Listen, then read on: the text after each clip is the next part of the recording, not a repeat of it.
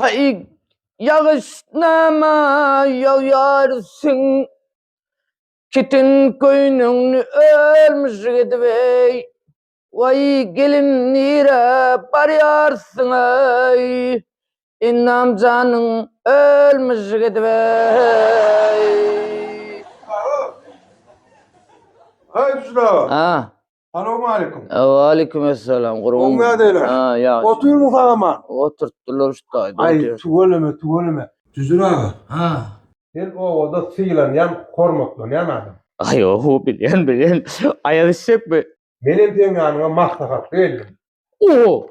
Maslahat kalva tekelendin o zaman. Ha. Yok o mahtakat kalmadan. Niye de yardım düşer ay? Ha. Mahtakatlaşmana gelecek. Bir ömür gördün de senden bulup yakınırlar. Ait ne maslahatın var? Durmuşta ben öz kemçiliğimi biledim öyle ya. Evet kemçiliğin. Hava. Öğlendin mi sen? Hava öyle. İki tane çağıram ama. Bolup dur da anne ho. Ha. Meni maslahat sorap ne edecek? Ne mi oldu? Her gün ustaydın gitti öğüne var. Aha. Ayalın bir kemçiliğin yüzüne bas. Ha. Bolli. Ayalın aytya sen näme kemçiliğin vardyň. Sene hiç tut 3 arkan, 7 arkan kıynamayıp berýär.